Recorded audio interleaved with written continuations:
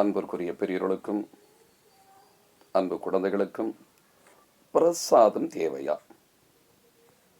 என்பது சிறிய ஒரு கதை. ஒரு நாள் ராமானுஜரின் சீடரான கோரத்தாழ்வான் ஸ்ரீரங்கத்தில் உஞ்ச விருத்தி நடத்தி வாழ்ந்து வந்தார். ஒரு நாள் கடுமையாக மழை பெய்ததால் கோரத்தாழ்வான் உஞ்ச விருத்திக்கு போக இயலவில்லை.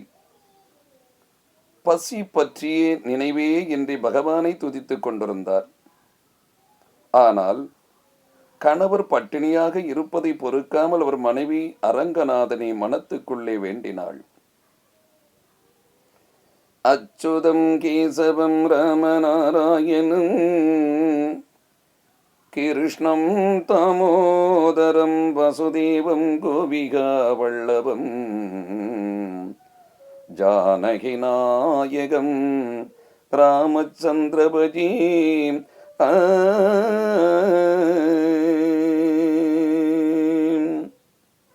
என்று அரங்கநாதனை மனதுக்குள்ளே வேண்டினாள்.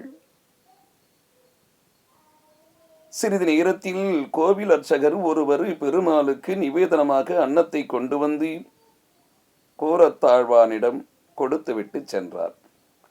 வியப்புற்ற கோரத்தாழ்வான் மனைவியை பார்த்து, நீ உன் மனதில் அரங்கனிடம் ஏதாவது வேண்டிக் கொண்டாயா? இல்லையென்றால் நாம் விட்டு வந்த சுகபோகங்களில் பரந்தாமன் ஏன் நம்மை மீண்டும் பிணைக்க பார்க்கிறான் என்று கேட்டார்.